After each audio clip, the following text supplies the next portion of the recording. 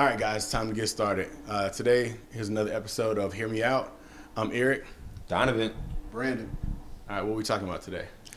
Let's talk about the things that have been going on in Atlanta. Let's make this an ATL episode. So I think we should start off with Rayshard Brooks.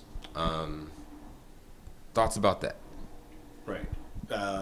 So, who wants to talk about the details of it? Like, I think everybody pretty much knows. This incident happened. Mr. Brooks was apparently asleep in his car outside of a Wendy's, right in the drive-through. The police were called. Not sure why the police were called. Nobody tapped on the window, but the police were called. The police came, tapped on the window, woke him up. He was able to move his car out of that spot and into a parking spot in what was deemed to be a safe place. The cops gave him a field sobriety test, asked him questions for about 41 minutes. And then for whatever reason, the police officer decided to lock him up, told him he was going to be detained or was going to be arrested. He and a couple of the police officers began to struggle. Mr. Brooks pushed down one cop, gave the other one a two-piece, knocked him down, took off with the taser, was running away from him, reached back and fired the taser at the officer. The officer then returned fire and shot Mr. Brooks in the back 3 times. Fired the gun, I think, 4 times. One bullet went into somebody else's car.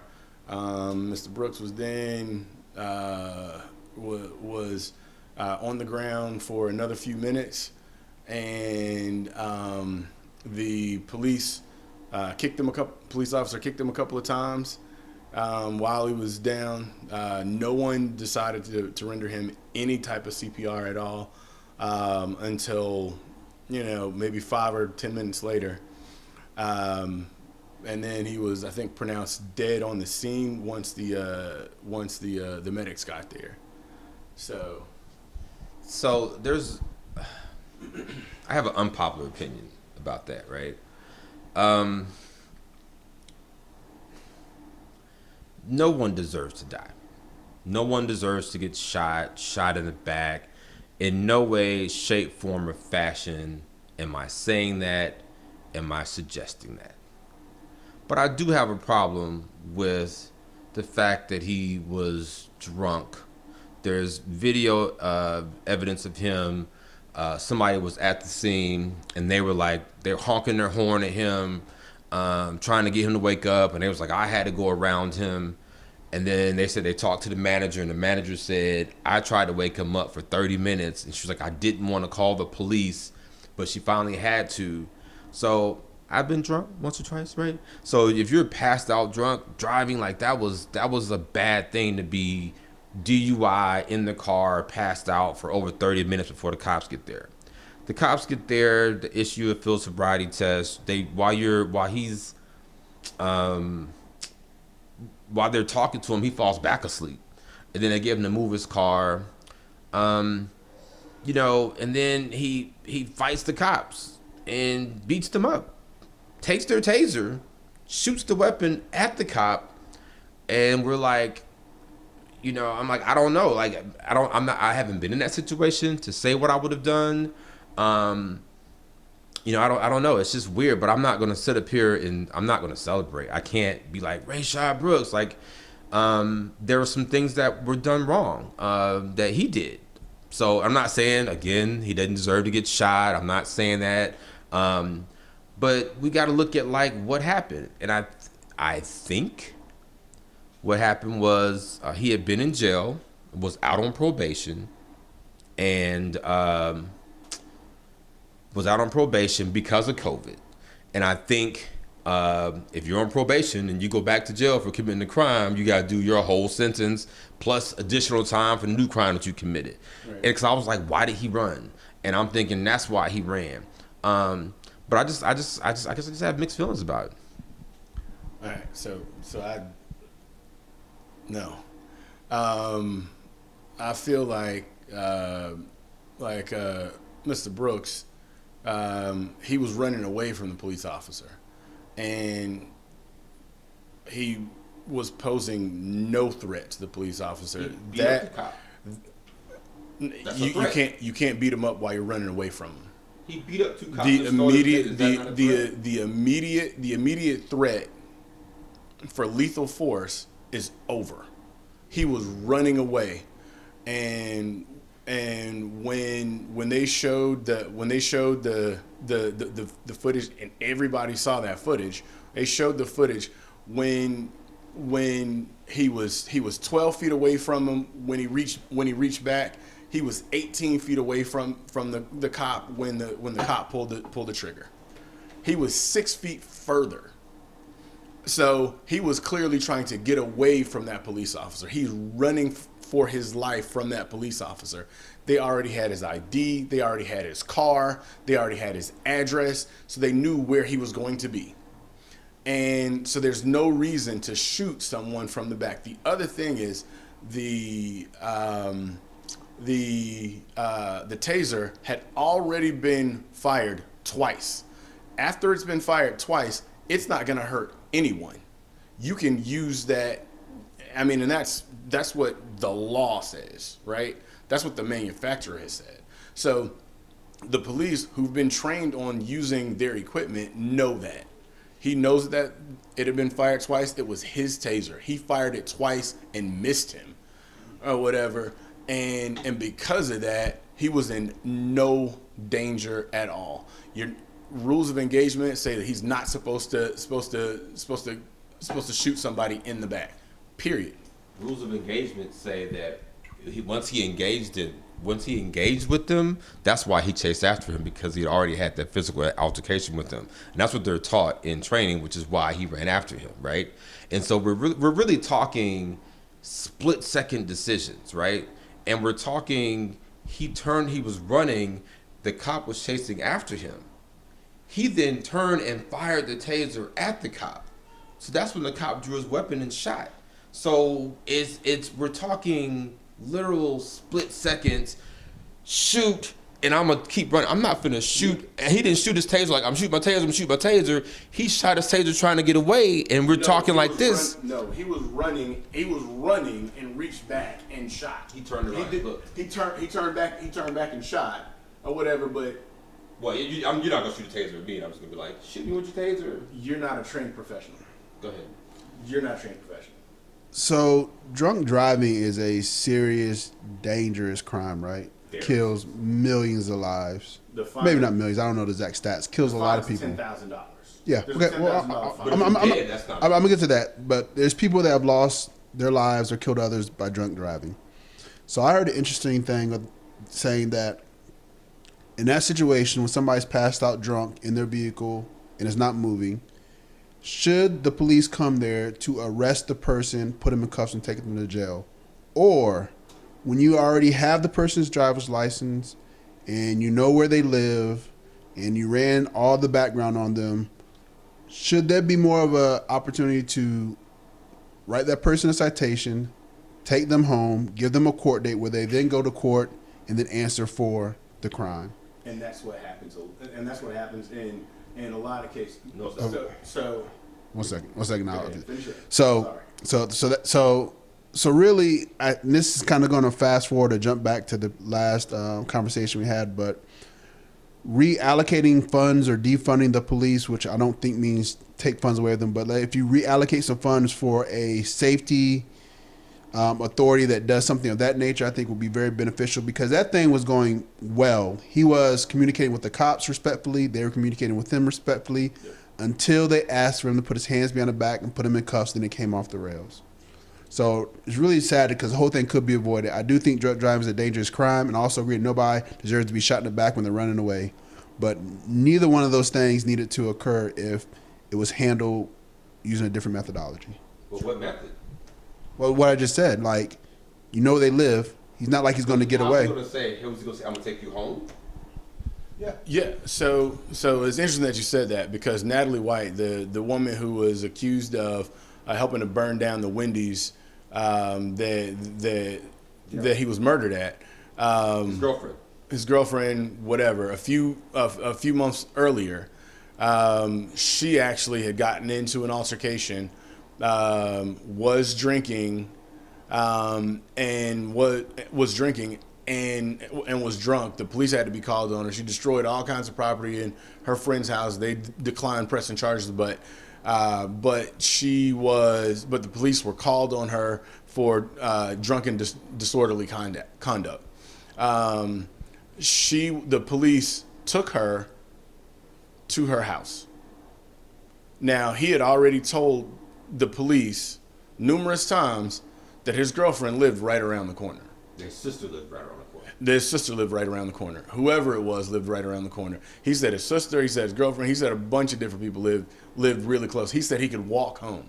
So they could have gone out of their way and displayed some serve and protect, and they could have served him by taking him home and protecting everyone else involved. But they didn't do that.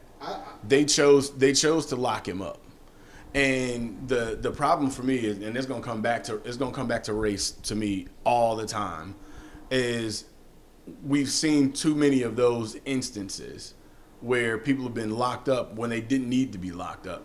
There's other opportunities, other ways that things could happen, and that's why I believe that defunding the police is a great thing to do.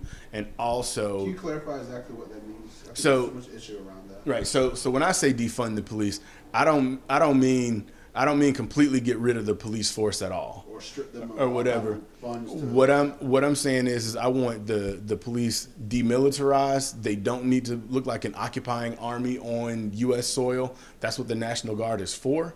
I believe that the police should have a lot more oversight. I believe that the police union should be completely disbanded because they are the ones that are helping to perpetuate all of the bad cops and the bad the bad behavior that we're seeing play out on social media, on TV, everywhere, all the time.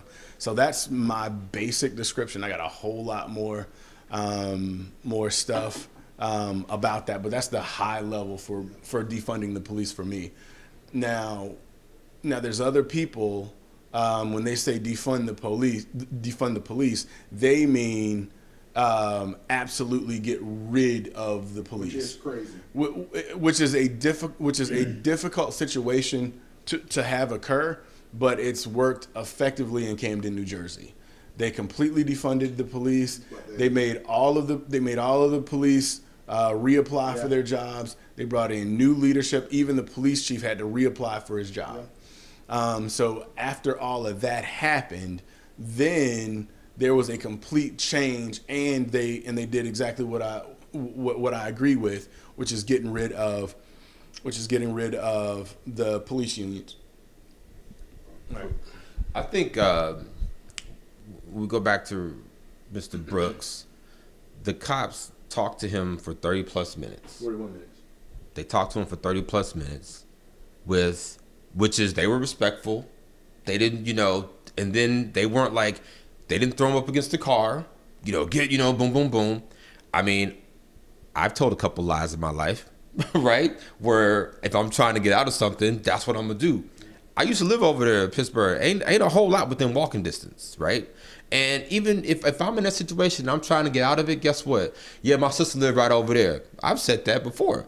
I've pretended to be your brother. Or, you know what I'm saying? Like getting into the YMCA and all this stuff, right? We've done those types of things. So I'm a limitation on that, right? Yeah, right. No doubt. So what I'm gonna do is I'm gonna go away, and then I'm gonna come back, and I'm gonna get in my car, right? I'm gonna go and I'm gonna get in my car and I'm gonna drive home. That's what I'm gonna do. But I'm trying not to get arrested. I'm trying to just do this, right? So they talked to him. Dude said he was, he thought he was at I-75 and Terra Boulevard, which is 10 miles away. So to me, what happened was, yes, it was respectful. They did everything right. And then he wanted to fight them. And then he took his taser, which means you're a threat to me and society. If you're going to beat me up, take my taser, shoot it at me as a cop, you now pose a danger to everybody else in the area, which is why they lock down schools when somebody robs a bank, because you are now a threat to. Allowed to defend yourself against from the police. When are you allowed to do that? When is that acceptable? It's never acceptable, right? There's never an acceptable time. It was okay for George Floyd to get his neck stepped on, right? I'm so tired of the BS about this, man. Like, the police constantly they're a bunch of bullies. In a lot of these instances, they're a bunch of bullies. They act like gang members. That's what's happening. And that has to stop. This man was scared for his life. He's running from the police. He should be scared for his life. He's scared because he knows that all of those other police, after he whooped their behinds, because they was two punks, they was scared. They was two punks, and that's why they shot him. Because two of them got beat by one guy. They got scared. He was a punk. He was a punk because he was a punk. Okay. He couldn't handle getting beat. What does that have to do with anything? And the guy ran away from him, and he was obviously faster, or whatever. He was obviously stronger. He got scared and he shot him like a punk. So the training would say that the police want to go home too. This man beat them up, took their guns. The police want to go home, so you're chasing the thing that you're scared of. When was the last time? You can't say they're scared. You're speaking for them. You can't speak for them. When was the last time you saw a gazelle chase a lion? Never. I don't think that's You've relevant never to seen this a gazelle conversation. chase a lion. So I think the gazelle's scared. It ain't chasing the lion, right? So my unpopular opinion is that, again, nobody deserves to die. It's a very, very unfortunate situation. What we need to make sure that we're doing is not putting ourselves in situations where we're letting somebody else dictate and tell the story. And this is unfortunate. But it kind of leads us into the next thing where we talk about Paul Howard, the district attorney of Atlanta. So he charged a couple of the cops. He charged both cops that were there. The one that shot and killed Mr. Brooks, he hit him with 11 felonies, right? Murder, which I just think, whatever, right? And then he charged the other cops that was there with some other crimes, right? 5 charges. But here's the thing. The cop that shot Mr. Brooks his gun had gone off 4 or 5 years ago. And it took the DA 4.5 years to decide not to press charges in that situation. But in this situation, he acted within a week, and he didn't let the GBA finish their investigation.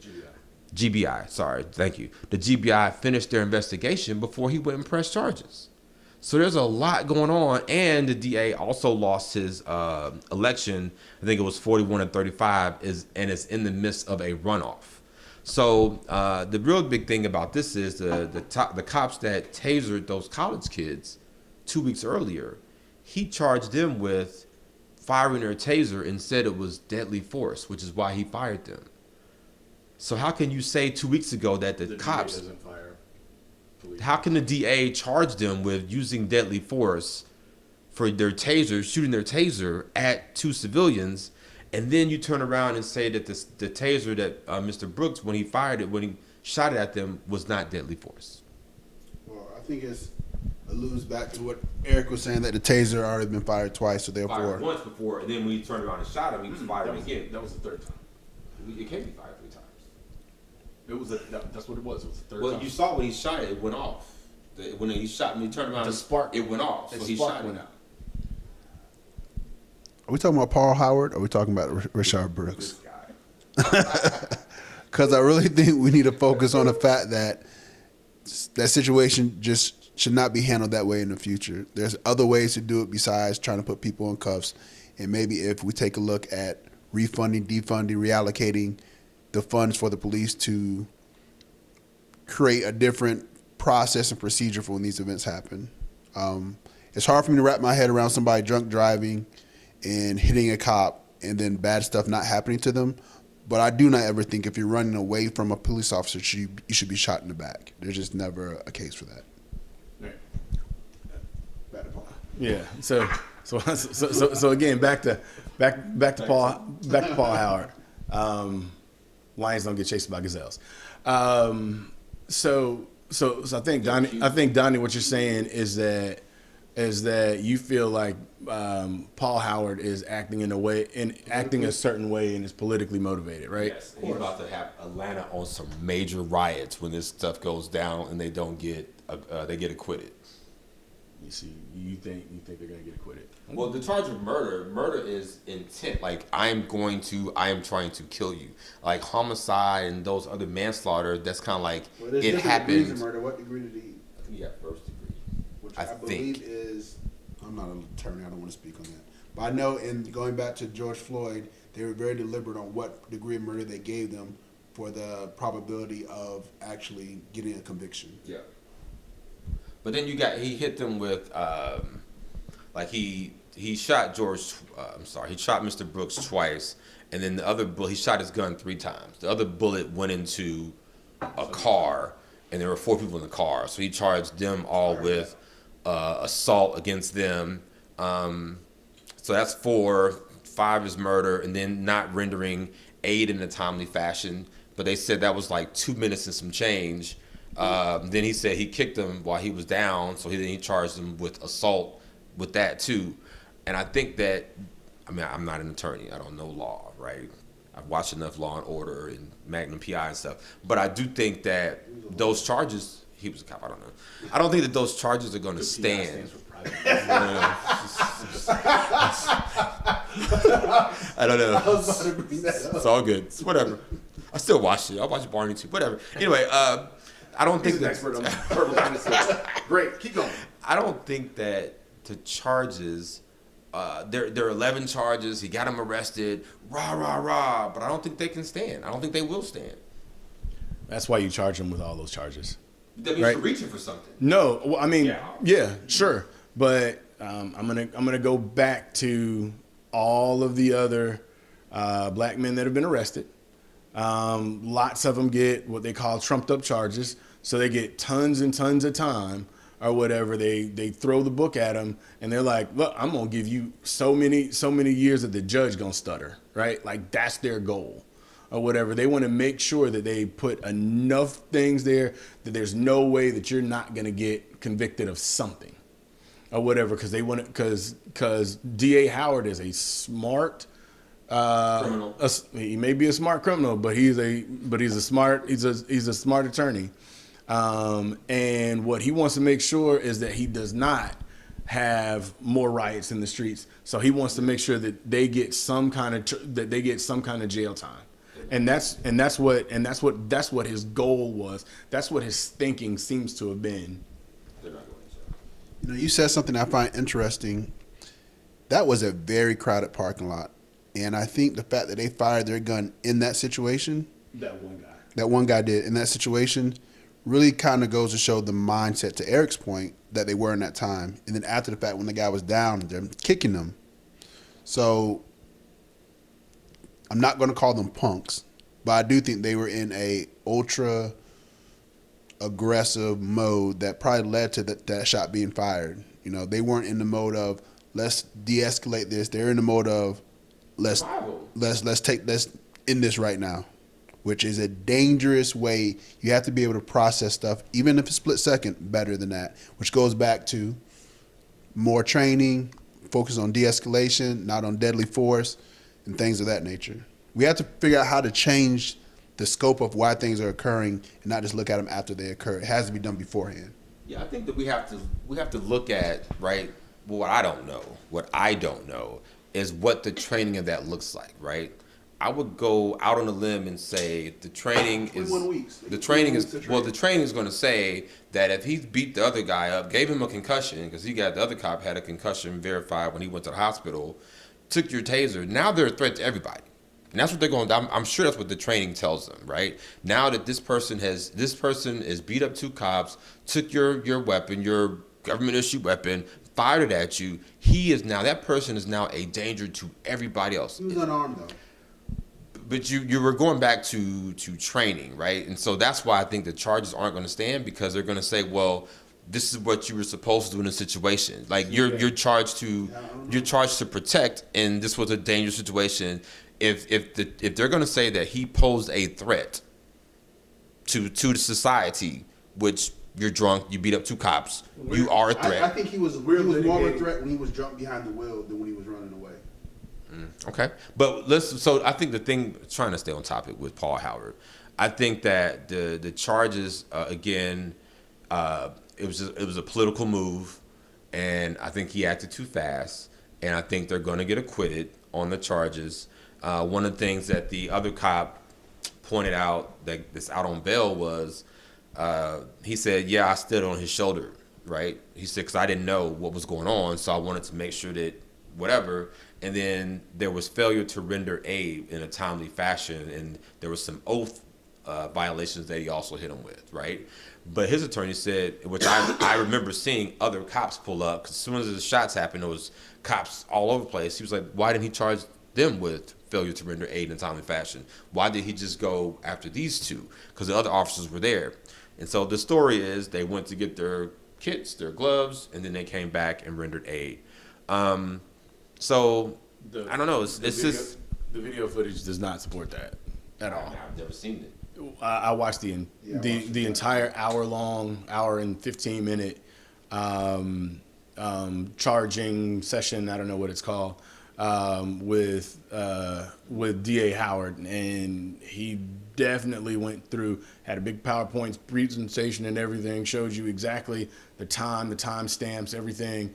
Showed them kicking at him multiple times. A still picture of him kicking him. He did not show the actual video of him kicking, which I thought was very interesting, because I watched that video several times and I never saw somebody kick him, and I wasn't looking for it. I'm not saying it didn't happen. I'm just saying there is a still shot of him with his leg like so, and I'm just like, why not show the video, DA?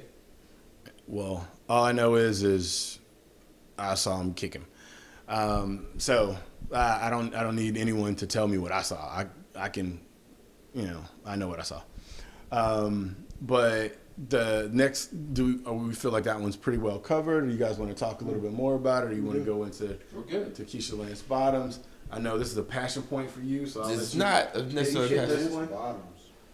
So Keisha Lance is being vetted for VP. Yeah, I don't really know. There's a definite shift in her, right? So she came out, when the riots happened, and she went mama on everybody, right? But I was really like, she went mama on everybody, and everybody was like, yeah. But to me, she couldn't stand by herself, because she had to get Killer Mike and she had to get T.I., and then she stood in the back with her nice little shoes that she had on, right? And so then once she started going on Ellen and all these other stuff, it became, notice she's at a podium, she's, well dressed, everything is rehearsed, everything is scripted, and now she's being vetted. And so it's just kind of interesting to see how that just all transpired. Which I think is interesting, because I didn't even know who she was before she became mayor. It was like, she's on the mayor ballot. I don't know about her past history. City council president. I don't know. I don't know about what her past history was, who she served, what she voted on. She just came out to be mayor. So that was just all very interesting to me. I got a great point on that. She'd be a really qualified field of candidates to become mayor of the city of Atlanta. So stick with me for a second here. Do you guys remember when Siegfried and Roy was on stage, and that tiger that they had known forever shifted and ate them, right? Or bit them or killed them? He bit Roy. Yeah, bit Roy, all right? Yeah. So that tiger just acted like a tiger, right? So we shouldn't be surprised that the tiger behaved like a tiger. So we shouldn't be surprised that a politician is going to be political. And that's exactly what you're talking about. What happened there is that she had that moment. It was Killer Mike and T.I. And then as time evolved and these things continue to happen, she did consider, what's the political perception I need to put out here? I don't think that's necessarily a bad thing, but I think we shouldn't be surprised that politicians are going to act political. No, I agree with that one. That's a very good point. I'm a little biased over Keisha Lance Bottoms. She went to Douglas High School, where I attended. She went there a little bit before me. Go Astros. But I don't live in the city of Atlanta. I didn't vote for her, but if I did live in the city of Atlanta, I would have voted for her. I thought she was a qualified candidate. Do I think she's qualified to be VP? Not quite yet. I feel like probably she needed a little bit. She probably needs a little bit more seasoning. But when's the last time somebody? But the White House? Just 1 second out, and we can get to that one. But I think the same thing could be said of President Obama when he was a senator. He was a freshman senator. He went from being a community organizer to a freshman senator to the president. And that was a relatively short time period as he became president at 47, right? So to me, I don't know if she has the chops to be the president, but we don't have to find out as long as Joe Biden holds up and and President Trump doesn't get reelected. Let's see if I wanted to say that. Let Donnovant speak. Okay. No, we want to be wrong. So hasn't the qualifications for being president completely changed? Because we're saying that she was a mayor and maybe she doesn't have the ability to be a vice president, potentially be president if something were to happen to Biden. But if you're just a reality star or own casinos and you could be president, anybody can be president. Yeah. We can't even look at that as a qualification to be in the White House. Right. I don't. If you base it on 45, The Rock for president 20, right? right? Like if you base it on him on 45, like I mean, I could be president. I'm not old enough yet, but I could be president. Yeah. Anybody in here could be president, right? But you know, when you look at competent presidents or whatever, the ones that we've lived through, Carter, Reagan, Clinton, Bush, H.W. Bush, Clinton, and Obama, and W. Bush. Those I would consider all competent presidents. I might not have liked all of them, but competent presidents. Absolutely. I think she could probably stand up next to those guys and be like, "Oh, okay, it's fine." It wouldn't rock the boat for me. Trump does though. Yeah. I know it's all interesting. You know, we hope for the best. It's just interesting, I guess, how the twist of, you know, hey, your city's showing out and you were on TV, like now you're a candidate for VP, and it's like, man, like, you know, I think what happened with Sarah Palin with the Republicans, like I don't think she was the best fit for them to get elected, and it's like, man, if we end up with Biden and Keisha, it's like, is that the best fit that's going to get the Democrats in office to win? But you know, to be honest with you, I would hope everybody wins. You know, I want to see everybody win and be successful. So you know, When if you she say you becomes want everybody win, you mean you want the Biden bottoms ticket or whoever to win, or you want? Well, I want what I want people to be successful, right? I'm not gonna sit up here and, you know, be like, oh, I don't win. You know, like I want, if she gets it, like, you know, better for her, you know, better for her and her family. You know what I mean? Like that's great. You know, it's great for the city of Atlanta. You know what I mean? So you know, it's just, I was just wanted to bring it up because like out of nowhere it became like we're just randomly choosing people for the opportunity to be vice president.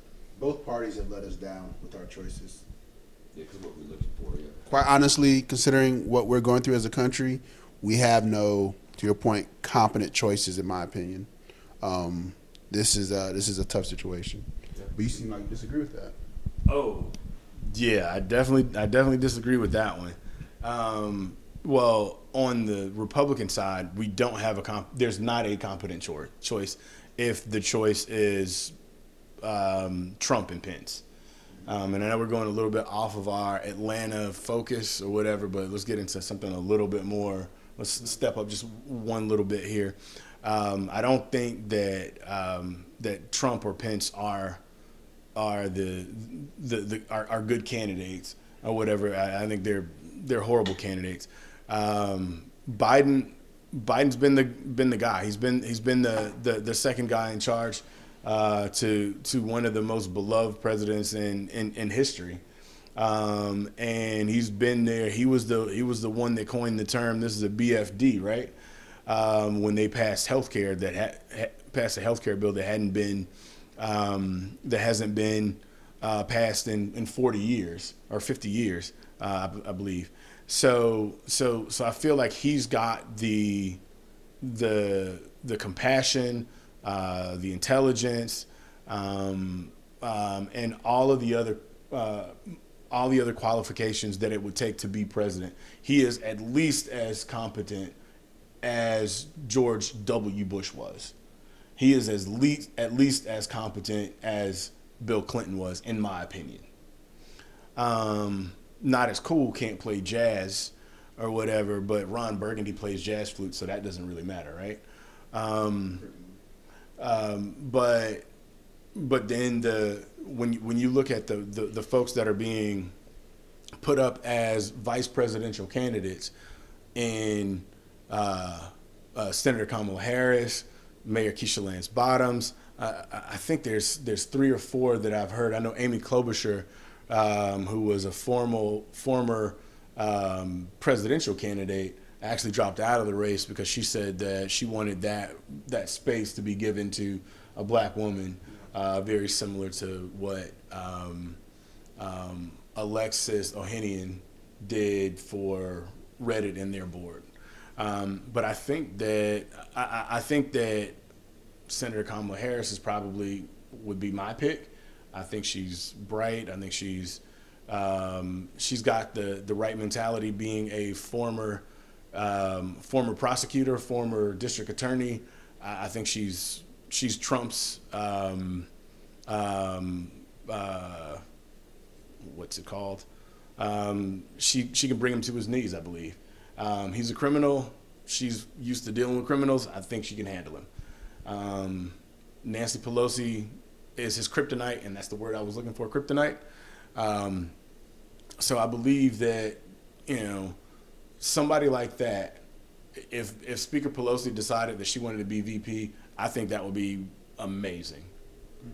But I don't think she's coming out of there. All right. You guys feel like we're done? I think we're done. Yeah. All right. So this is it's been our second episode of Hear Me Out. You need to tell them to like. You need to tell them to subscribe. Like it. Subscribe. Paul Howard for president.